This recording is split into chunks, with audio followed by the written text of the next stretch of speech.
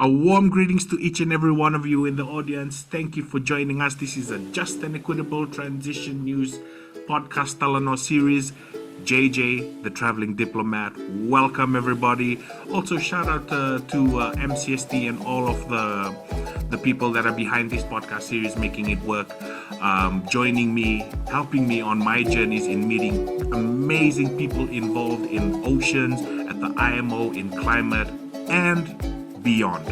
And so, guys, again, thank you so much for joining in. Welcome again. I wanted to give a shout out to our new guest for today's episode, Mr. Andrew Irwin. Give yourselves a round of applause. Yeah! Thanks for having me. That's such a mellow thanks for having me, John. Are you excited, brother? I'm excited. Yes. It's welcome, Saturday brother. Morning. Yeah, welcome. Thanks for having me. Yeah, appreciate it. And so, starting things off, we always wanted to let the people know, who is Andrew Irwin? Who is this? We see that University of Melbourne. So let the people know who you are. Give yourself a bio, and don't be too. Well, the university is keeping my Zoom account running right now. So I'm a PhD candidate in arts and cultural management in the Faculty of Arts at the University of Melbourne. I also am working as a research fellow in urban innovation at the Melbourne Centre for Cities. I'm originally from, outside Columbus, Ohio in the U.S., RIP. And I lived in Fiji from 2012 up to 2023, where my wife is from. All my kids were born there, and was working in conservation and sustainability, which is how we met during your performing days in Rocco. And so that's the short rundown. Perfect.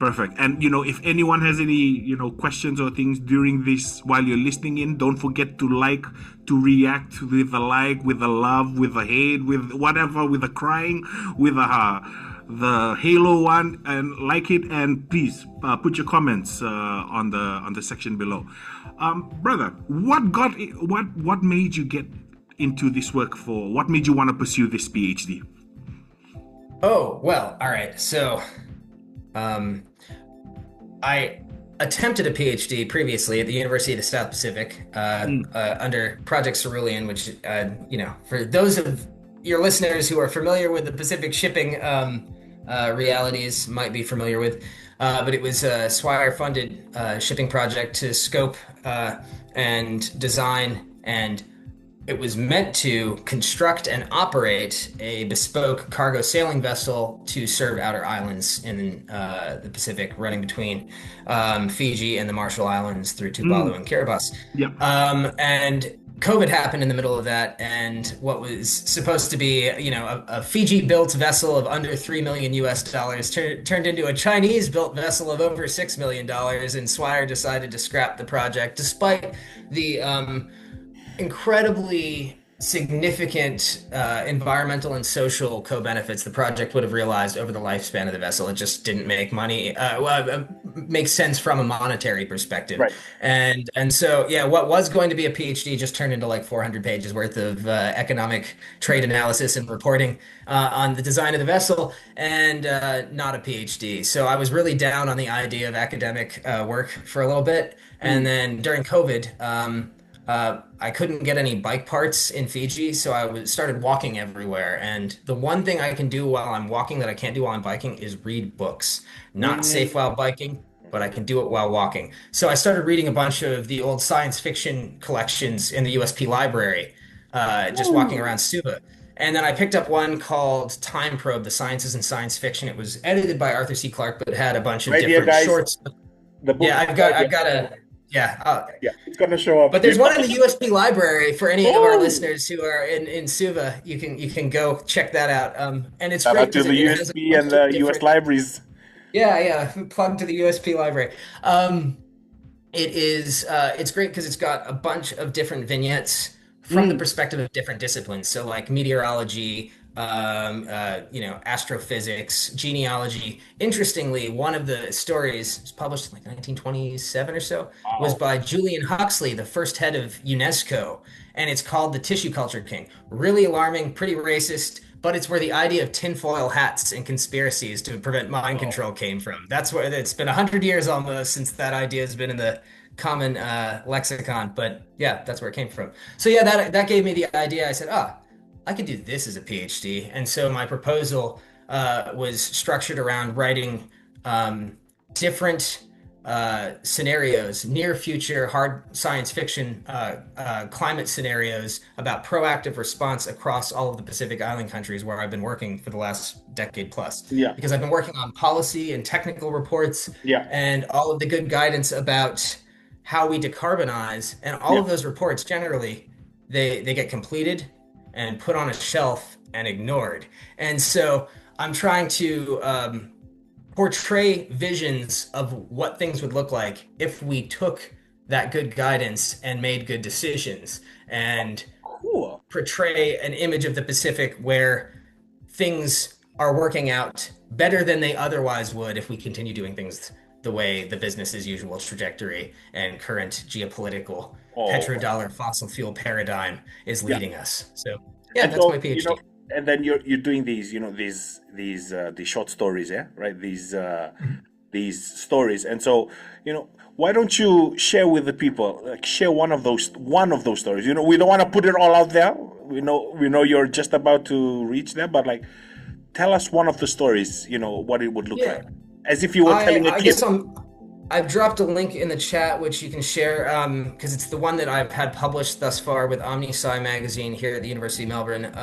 It's called Human Cetacean Relations, and it's set in Tonga in 2049, looking at how cross-disciplinarity is required to, we were discussing this previously, cross-disciplinarity is required to bridge between different types of thinking. And in this instance, Tonga has an incredibly, storied and long tradition of cordial and communal, mutualistic interaction with whale species. They're, the humpbacks. It's the humpback highway. It's called. Shout out to the whales. Shout out to the whales. Yeah, power to the whales. And a number of Polynesian states recognized the personhood of whales in 2024, and there was a treaty that has basically recognized their personhood. So I'm looking at how does that get played out over the coming decades in terms of bridging our diplomatic relationships with other species.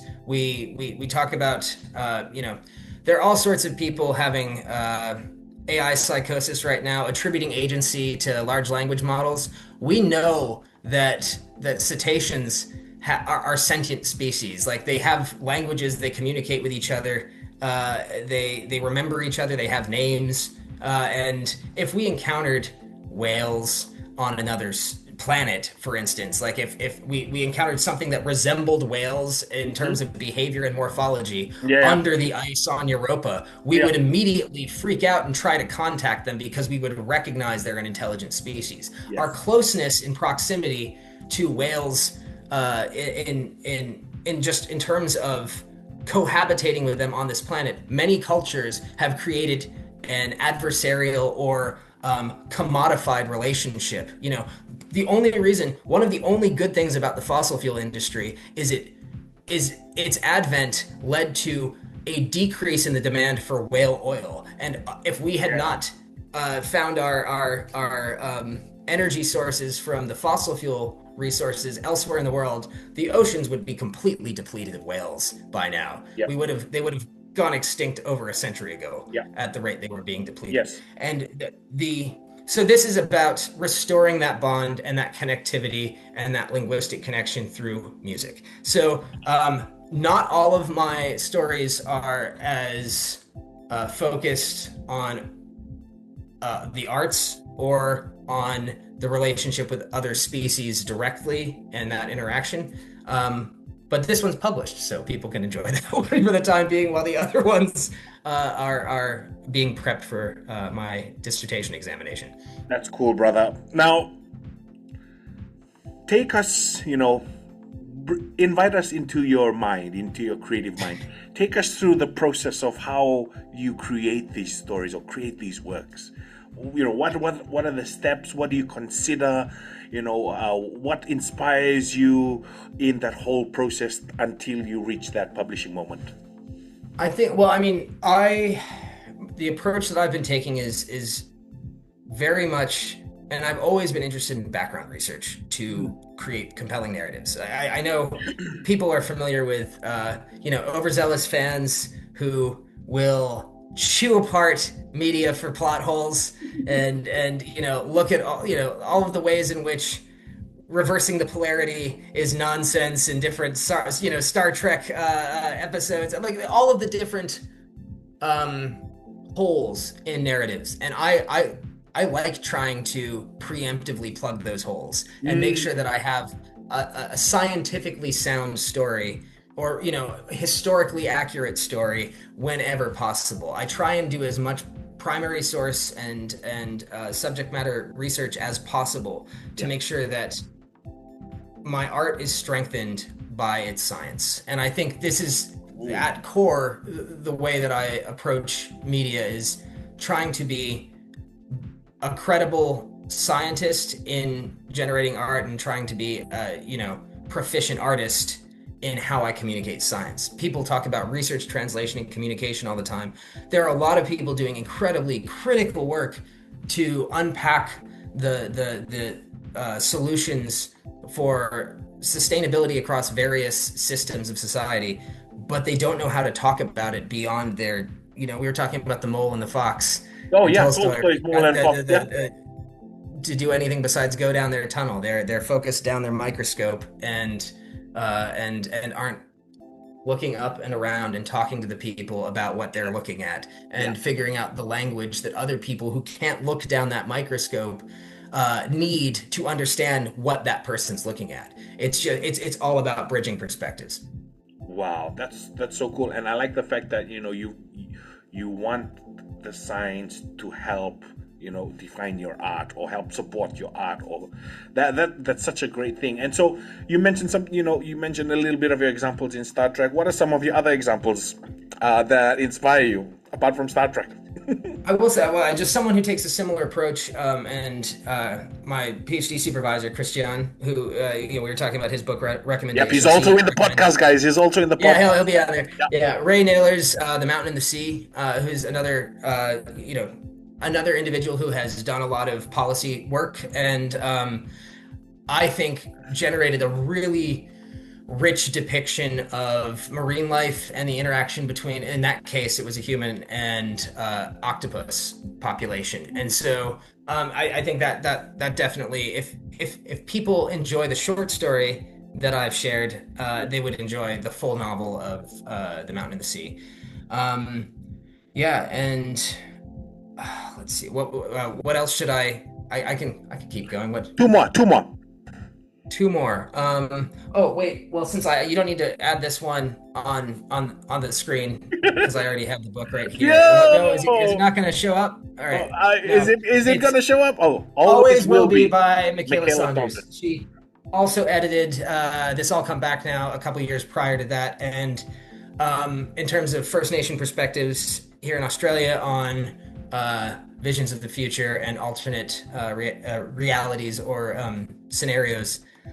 Just fantastic work. I know there was Timabal and Jonathan Morrissey in This All Come Back Now. Both of their stories really stood out to me. So that's another one. And then, I was talking about this and it makes an appearance in my dissertation just as a foundational media growing up that inspired, my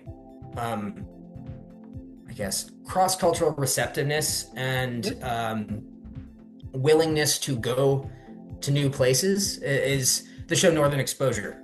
The show? Which was it was a TV show, Northern Exposure, which I would highly recommend everyone go back and watch. It's interesting. So because I watched the show. It was popular when I was probably kindergarten. It started at the end of the 80s, early 90s, and I know my folks were into it. And it was about this doctor who got a scholarship from the state of Alaska to pay for his medical school. but after he completed medical school and was a doctor, had to then go be a doctor in Alaska for 3 years. And then he flies into Anchorage and they said, oh yeah, you're not going to be in Anchorage. You're going out to Sicily, Alaska. So they send him out to this, largely, indigenous, populated community where there's a long, interact and explore the history of settler colonialism in the community and some really, for the time, this was like 91 or so, or 90, yeah, was really layered and poignant and left an impression with me. And yeah, I think, my brother's up in Alaska now he's been working with the Kodiak. Shout out to your brother. Yeah, so I think it clearly left an indelible impact on us and our willingness to explore and work with people of all cultures across all communities in a respectful and under just a way that enables you to move and maneuver without causing more problems or harm. And I think trying to bridge perspectives, it again comes back to just willingness to share and willingness to learn. Great. Some great examples that you shared. And now, you mentioned, your studies before at USP with the Swai shipping and shipping. How do you see in general what shipping in the Oceania region looked like at that time, what it looks like now, and what you expect to see it look like, in shipping?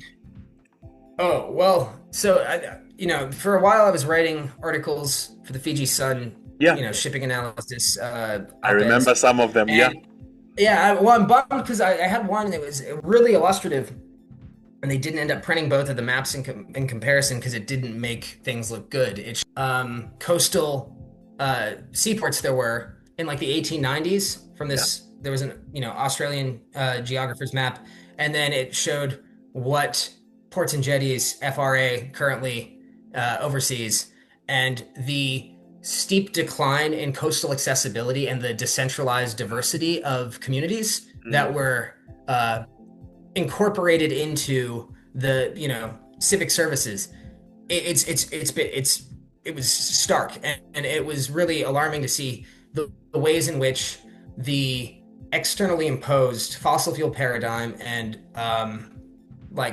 industrial pressure of the shipbuilding industry internationally has subsumed the capacity of Pacific nations, I guess, Pacific economies to participate at that level. So like all of the different mechanisms for the decentralized, smaller scale sea transport connectivity that had operated vibrantly and with greater proficiency than most Western shipping expeditions for centuries, was dismantled and replaced with a system that doesn't work for the region at all. And there is so little capacity following decades of privatization.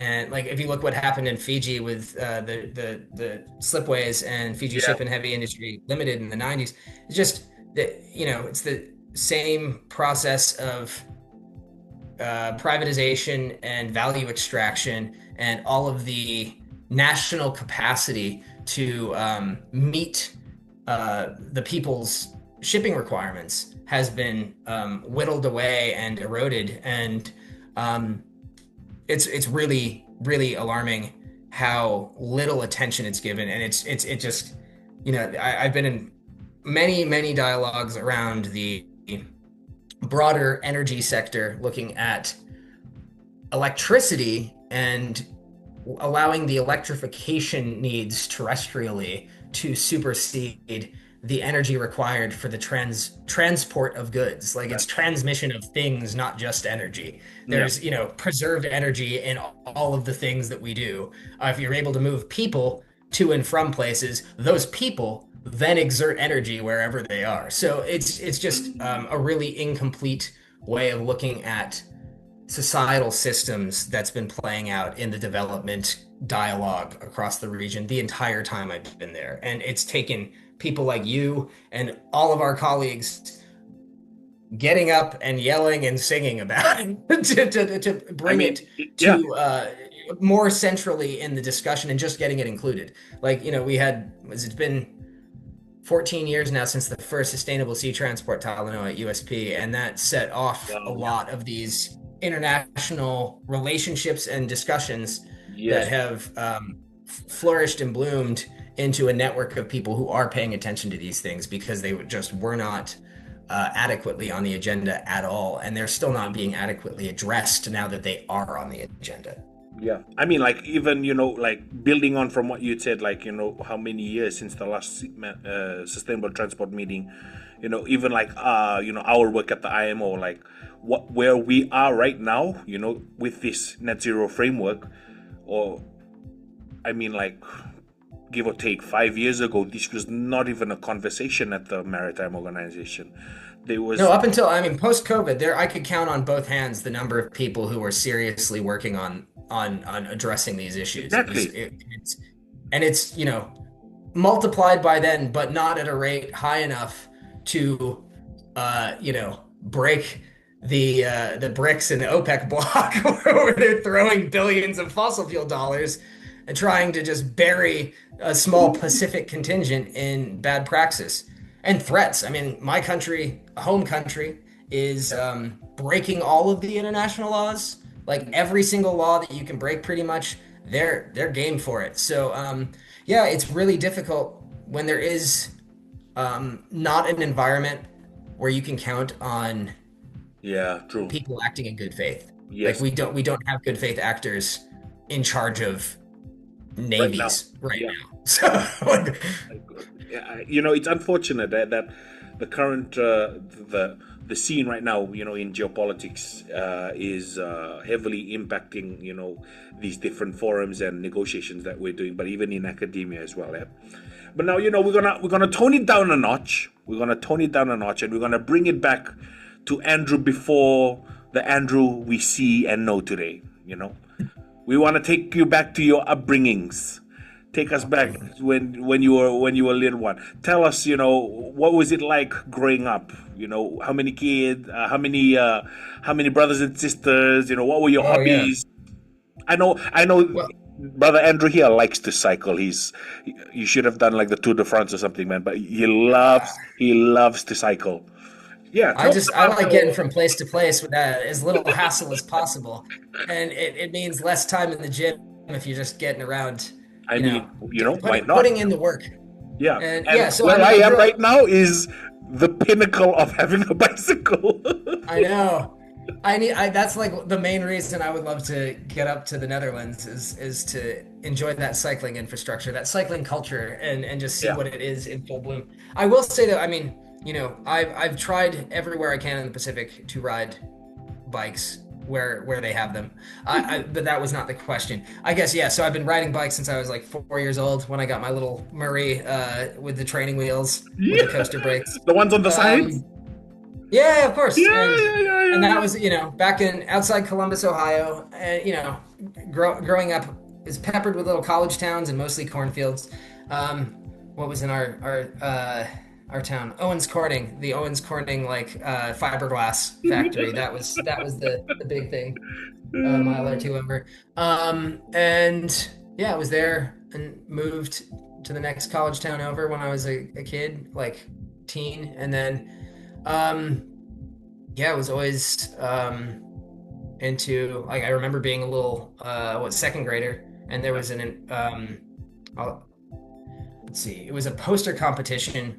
I forget what the exact theme was, but I remember having an environmentally themed, like, it was a multi-panel comic poster talking from the perspective of different species. And I remember I was the only one in the class who got like a commendation for my poster, and I was just like, wow, environmentalism is important. And then that obviously was the first like core memory that locked in for the role of addressing these issues. And I've noticed, like, there's a generation of like millennials in the US that grew up before, like coming of age between the Cold War ending and 9/11, where there was a lot of emphasis on dealing with broader global issues. It was like America in an era of hegemony where there was no immediate threat in terms of like military geopolitical conflict. So issues like acid rain and everything you saw in a Captain Planet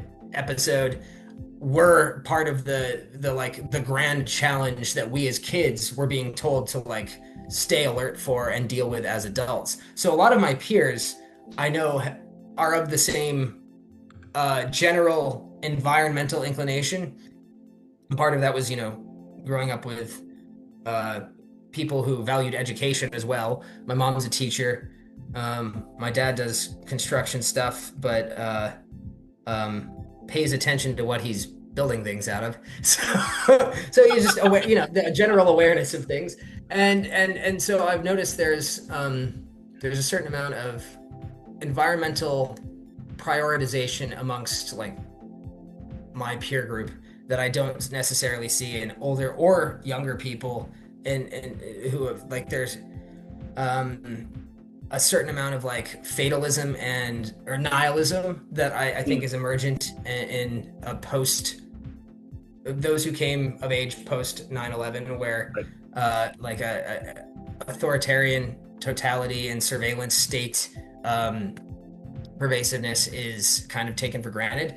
And yeah, so I grew up in that climate, and then I was in a lot of bands and was in Tell us about the bands. Tell us about the bands. Oh, just like I had a couple crummy bands in high school, and I was never a good enough musician for the bands to not get that. What instrument did you play? Oh, I played guitar a little bit, and but yeah, so that led to me mostly doing like event planning, putting on shows, working with labels, and then events and festival stuff in Chicago, and then I was managing artists while I was out in Los Angeles after I left Chicago, and then I moved to Fiji because my wife lured me down there and said, "Hey, come to Fiji." And so I moved to Fiji, and had immediately kids, and then. Oh, how many kids do you have, brother? I got 3 kids. I got twin girls who are 16, and my son's 12, and so they're all in secondary school now, and trying to make sure that they are aware of all of the same values and the great work their dad is doing too. Trying. It's not easy. I was nothing's easy, brother. It's all very stunning, and I know this is kind of an aside, but talking back to like generational knowledge and values, I was talking with one of my daughters about a friend, from Fiji who's Chinese originally, and his susceptibility to propaganda. And I was saying, well, what did he say when you were talking to him about Tiananmen Square? I was curious, and she asked me, "What's Tiananmen Square?" And I said, "What? have there been so many atrocities since then in general that like they're not teaching what happened with the students in Tiananmen Square?" And so we had to go through that and look, dig through some research and just go over what the violation of civil rights looks like, and how to keep an eye out for that in other contexts, because it's an increasingly pressing issue. Okay. So moved to Fiji, and then was there until I met you, and then the story from there. Yeah, man, guys, bro, that's been cool. Now, it's so cool to see the upbringing that you had and how that informed your whole life until you've reached right now, eh? And so now we're moving into a slot in our podcast called Rapid Fire, where Rapid Fire, this section of the podcast, means you only have one sentence to answer. You can't go on and on one sentence. No, it doesn't mean. It's just to see how, how quick you can answer it, but also how on the go you can answer those questions. Yeah? And so some of these rapid fire are one sentence, but some of them also are this or that questions. All right. Okay, got it. All right. Yeah. And so we're gonna start off. Are you ready? I'm ready. Tell the people one guilty pleasure that you have. Ice cream. What flavor? Oh, that's. There are so many. I can't limit it to just one. Okay. I do Top three, very top very three. creative things with my ice cream. Oh. Top 3. Okay, so all right. Well, I think back often to there was a creme fraiche base, pink peppercorns, and elderberry. It was at the ice cream shop I used to work at in Los Angeles, and it was amazing. Also, toasted coconut, always. My wife makes vegan coconut ice cream back in Fiji, Tasty Island Treats. You better That's send the some company very still soon. running. Can you send some to me? Yeah, so that's the problem. Everyone wants to try it. It's like, hey, this is like the hardest possible product to ship. So yeah, my guilty pleasure ice cream. That was not rapid fire. Okay. Let's keep moving. Sorry. What is the best $100 purchase or less you've made recently? Recently, try to avoid buying stuff if I can. Books, I would say, yeah, the Michaela Saunders books that I got those in the past month, and I'm almost halfway through the second of them, and Okay. very very valid addition to my perspective. Greatest book of all time.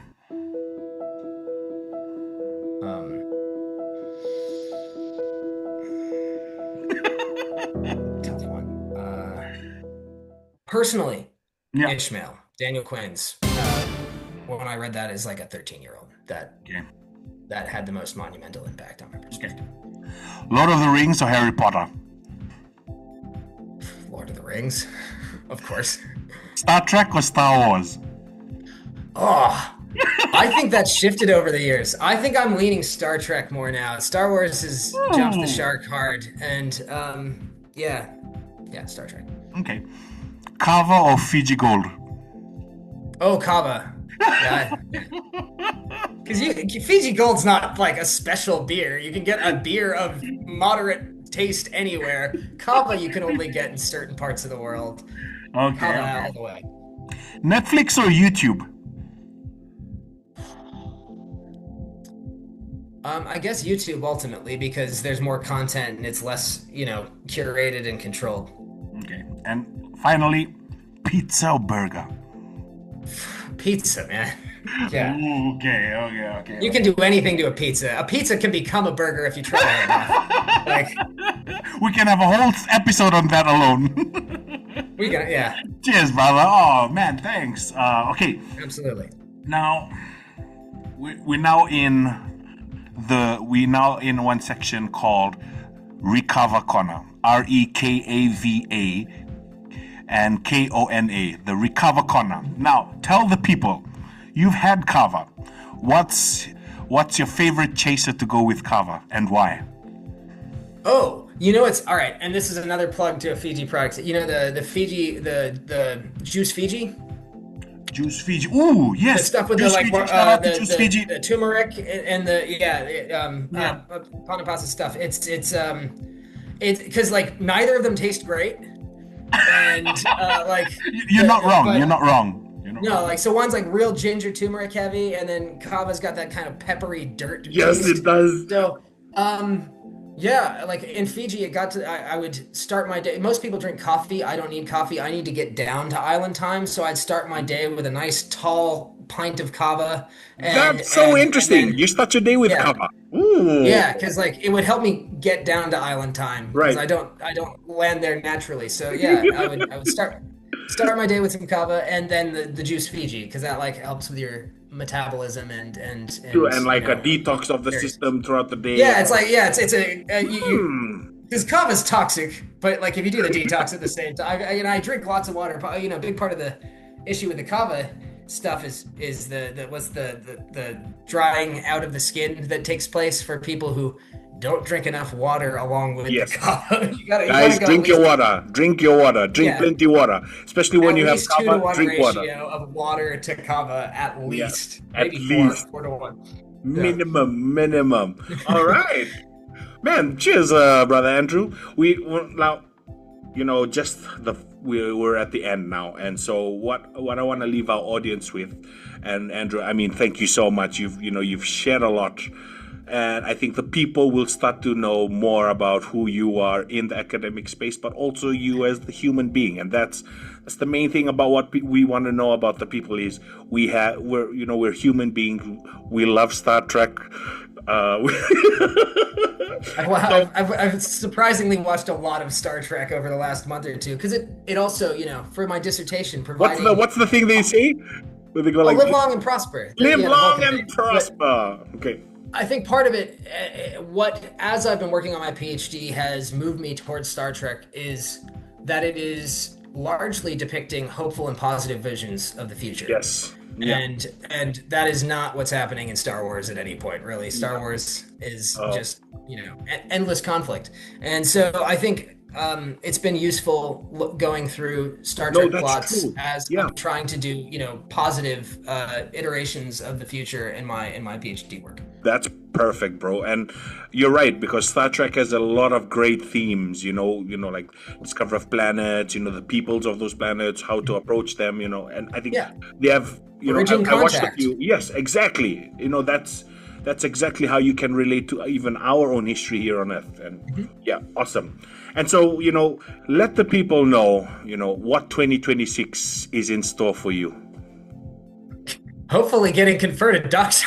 This is the year. For sure. Guys, very soon it'll be Dr. Andrew Irwin. So, lucky we had him on his way to becoming a doctor and getting his PhD. Congratulations on that as well. So what else apart from a PhD? What are some wins that you anticipate for this year? My wife and I finished with a group of really awesome people late last year, a television pilot called Climate Bites. And then I've got a book. It's the Innovate for Cities book on the Global Research and Action Agenda. I was one of the editors and a coordinating author for one of the chapters. So that'll be coming out in conjunction with the Innovate for Cities conference in Nairobi. I think it'll be online, open access through Springer Nature in May before that. So sounds great. Bro, man, so awesome. So 2026 looks like a bit of a busy but interesting year. Yeah, I mean, that's so cool. So again, guys, this is Brother Andrew Irwin, on his way to become a PhD. Congratulations again on your journey so far and the journey likewise with this year. Appreciate it. Thank you, man. And again, last one. The title of this is called A Just and Equitable Transition. What does a just and equitable transition mean for you? I think it's both spatial and temporal. We need to think forward and about what, I've said this to various people, you don't want to be eating your grandchild's tuna sandwich. Like you need to think about how what you're doing now has ramifications on the future, because it does. And what you're doing now has ramifications on the present. So wherever people are doing things right now all over the world that have all sorts of ramifications on the Pacific, and they can't point those places out on the map, and they don't know yet why they should care about what's happening simultaneously to everyone everywhere all at once. So taking that cognition and stretching it across all of time, it's an undertaking and it's a lot to ask, but it's the least we can all do. There you have it, guys. Taking that with you. We hope that helps you guys. Again, we have Brother Andrew. This is a Just and Equitable Transition Talanoa podcast series with the Traveling Diplomat JJ. Thank you, Brother Andrew.